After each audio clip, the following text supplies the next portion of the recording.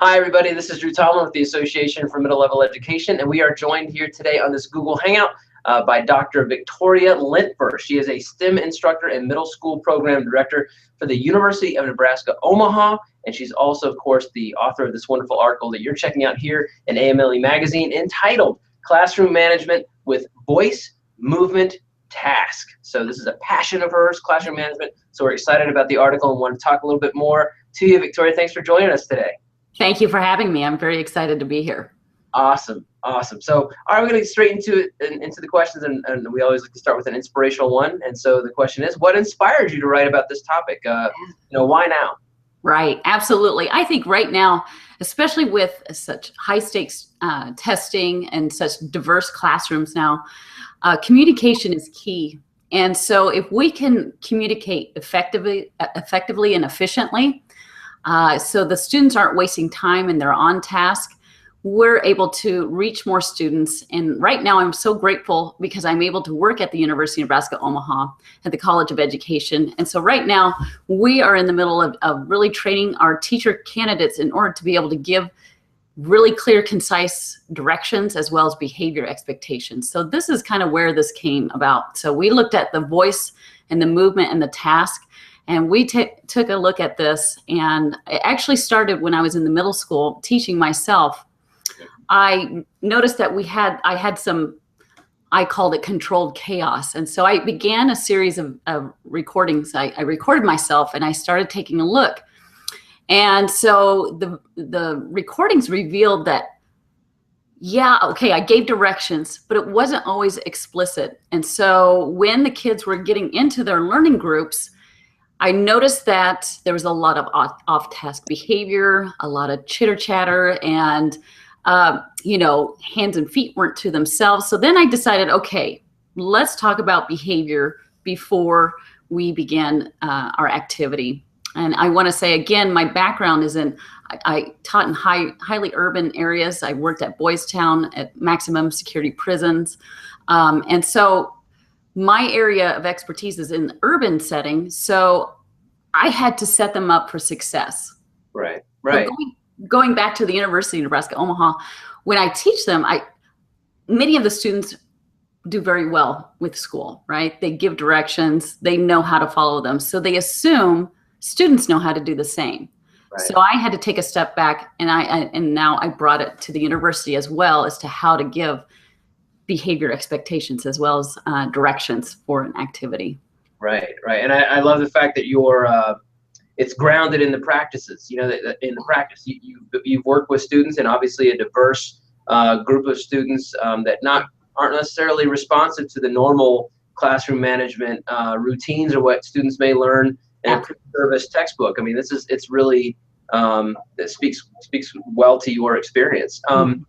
So you touched upon the videotaping of yourself, and in your article you mentioned that you videotaped your class to, quote, analyze what was hindering the learning process. And first of all, just bravo for that vulnerability and that self-reflection. I think that's a real brave step to videotape yourself and and see, try to see what's going on. So why did you choose videotape, and how did that tool specifically help you get to the answers? Absolutely. Well, videotaping, of course, like you said, it does take a little bit of courage, but once you get past what you're wearing and what you look like, then you start to analyze what's actually going on. And, what's actually going on is different from what's going on in your head. You might think, boy, I'm giving great directions. The kids understand it. I understand it completely, but do they really? Okay, so then I started recording, and it opened up a whole new world, because I started looking at it and thinking, wow, the kids look confused. There's a lot of questions. They're asking each other. They're kind of off topic. It just revealed so many new things to me. And not only that, again, we brought that whole idea of recording ourselves to the University of Nebraska, Omaha.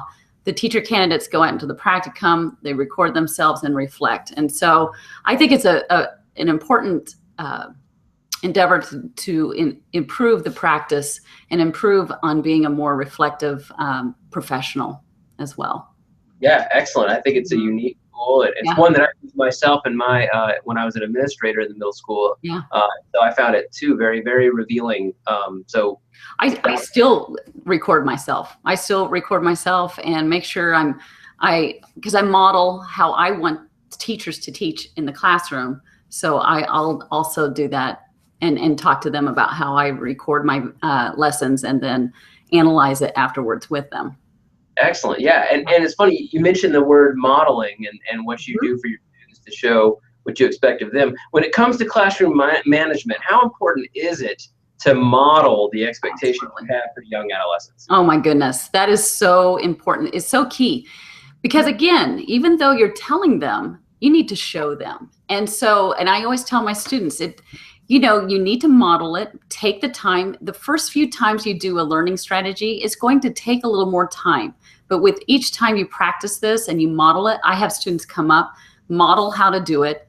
I may even model how not to do it. So, the kids have fun. They know what to do. We talk about the voice. So the voice is either level 1, which is independent, level 2 with a partner, and level 3 is whole group. And so we take a look at that and model it. And then the movement is, okay, keep your hands and feet to yourself.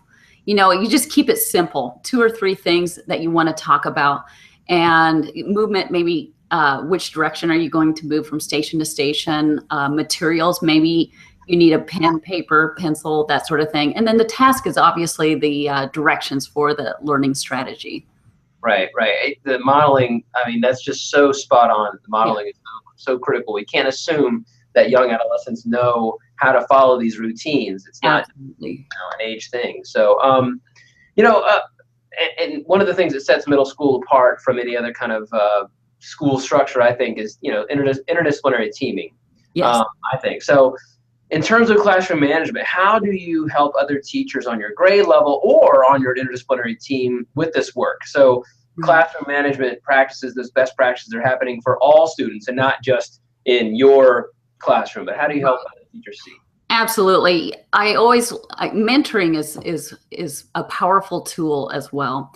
And so again, you always want to talk about, you talked about, you never want to assume that the students know how. So you want to talk about, like with the science labs, obviously behavior expectations are so important there. With reading and writing and language arts, you want to make sure that they're on task. And so behavior is a critical piece to this whole idea of getting students on task. So the kids don't know what they don't know. So if you don't tell them and you don't model it, then you can't expect them to do what you want in your head. You want to be able to communicate it clearly to them. Yeah, exactly. And making sure that other teachers know that as well, that, Absolutely. Modeling for other teachers, letting other teachers come into your classroom even so they can see what good, effective classroom management looks like as well. So that's awesome. So listen, I'm going to conclude with a metaphorical journey if you're ready for it, Victoria. Okay. All right, and it's one that I take lots of people on. So just hop on board. Okay. So if classroom management was a food for middle level education, what kind of food would it be and why? Wow. That's a tough question. That's a really good question, actually. It makes you think. And I have to say, classroom management has so many different facets to it that I would say it would include all 4 food groups. I know that's not a great answer, but I got to tell you, it's everything, but I also include dessert because you do have to have a little sweetness, a little fun to add into that classroom management. But all those different pieces, it's not just directions, it's not just modeling, it's everything from transitions to be modeling respect and teaching them how to raise their hand properly, how to share, materials. Everything goes into classroom management. And so I have to say all 4 food groups. All four. I think that's top shelf. I'll tell you what.